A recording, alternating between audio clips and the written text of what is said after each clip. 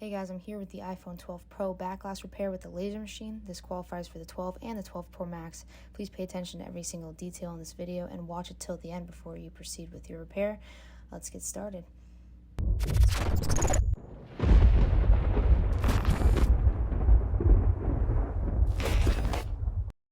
Before I get started, I just want to let you guys know what tools I used. So I ended up using the iFixit pry tool along with the box cutter saw blade knife, some alcohol and Gone Good adhesive, and then a regular flathead screwdriver for the camera. I do recommend whenever you're doing some back glass repairs, especially with a laser and in general, that you wear some safety glasses and gloves because you will get cut up, because I did a lot, especially in this video. So how did I started with this repair is the same as every other back glass that I've ever done. I do use the laser machine provided. I do recommend using that. Some people don't have the advantage of paying for that, so it would be better to use a heat gun at each piece of glass. But with the laser, I do use, I run it twice in this video, but I do recommend running it 3 times because I realized that the adhesive is very stuck to the phone, so I was kind of stuck putting it, like doing it myself and actually taking off piece by piece of the adhesive with heat afterwards. So it did take me about 2.5 hours to do this back glass repair, just because this is my first time running it and I needed to learn every detail of the phone so when I do them in the future. So I did start off at the top. The customer did have a dent in the top of the phone that allowed me to get inside of it with my pry tool pretty easily. Usually if you don't have anything where it allows you to, I usually recommend using one of the screwdrivers you have and slightly kind of hammering it in like a nail into a place where you could see those hairline cracks, and it will eventually create a hole for you. Again, do not do it pretty heavily because you could get inside of a hole that can damage the inside of the phone. So when you're doing that, be careful. I do try to do it at the top or the bottom just because the wireless charger pad is not the best place to start. When I'm picking off on the top, there are pieces like the gold square as I show here that are very fragile and will come off with some prying no matter what, so do be careful with these if possible. Like I use try to use a card, something really thin that can go in there, not metal recommending, just something plastic or paper that can definitely get under there and separate the adhesive glue from these little components so you prevent ripping to any of the ribbons that are on the iPhone itself. So when it comes to the charger port, I do try to get at least a little piece of glass up before I can see the copper wheel, just because I want to squeeze that paper in instead of using my metal pry tool. I usually tend to create a little opening so I can stick it in there and kind of just like spread it all around, as you can see as I do. Just so I can get all the glue off and I can keep that coil nice and neat and not bent at all, because the copper will bend. When it comes to the magnet portion, I do recommend for this video, if you are repairing these, it will take a longer time and more detail for those magnets on the wireless charger port.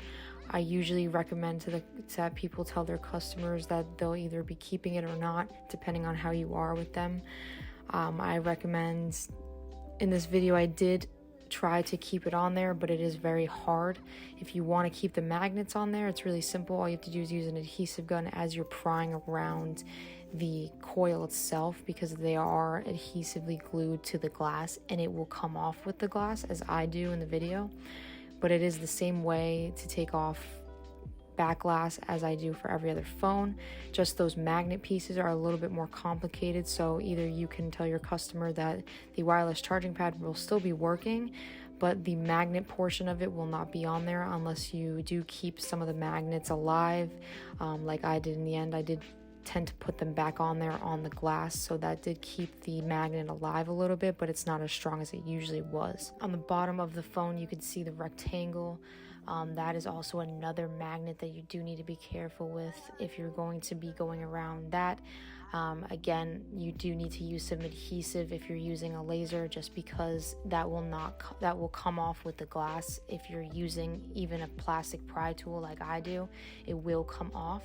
So I do recommend that you use some adhesive so it keeps it glued to the battery itself. Just be careful that that magnet is connected to the battery of the phone, so if you're using too much heat, you could potentially burn the battery.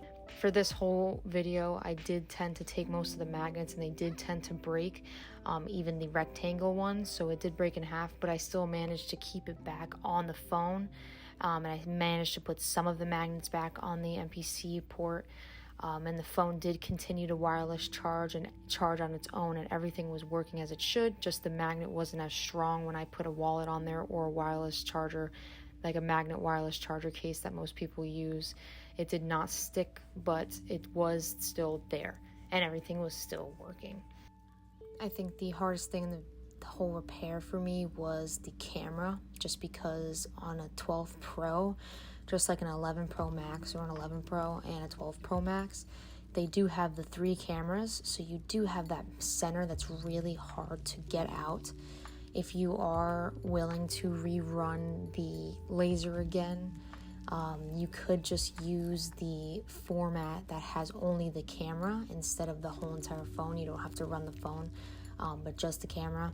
Do remember that there are the flash, the mics, and then the 2 mirrors that are on the back. You do need to cover those with some sort of aluminum that the laser will not cut through, because that will completely damage the components of the camera. But the camera definitely took the longest for me, just because it was very glued and annoying to pull all that glass out. I did end up using a small flathead screwdriver to get in the middle, because my pry tools are not small, especially with my regular blade. Didn't even work either. I used mostly all the tools, as you can see in the video, and they all sort of helped me out, but definitely that flathead really helped me get inside of the crevices and the cracks, especially underneath the cameras.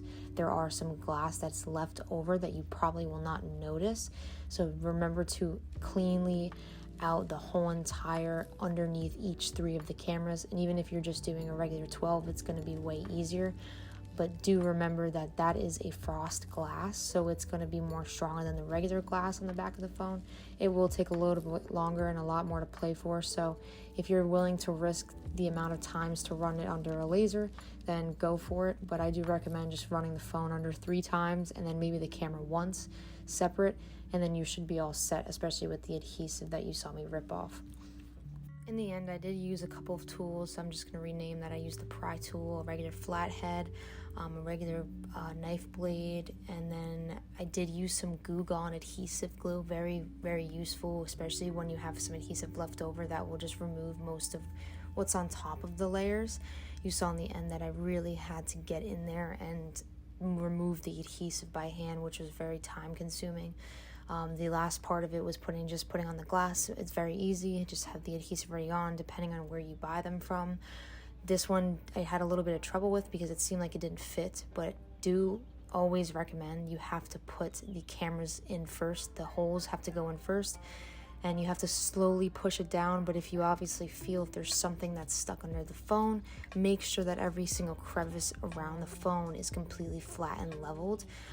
Again, by using this Gone glue or just wiping it down with a towel. There can't be any screws, glass left over. It will crack automatically. Not like they're expensive, but do recommend not doing that. But there you have it, the 12 Pro and also the 12 and the 12 Pro Max. They're all the same. They all have the same background, especially the same details inside the phone. So you can see my wireless charger was working perfectly after I prepared the phone. And it was really easy and simple. It just takes a lot of practice. So good luck, guys. Be careful and stay tuned for more videos.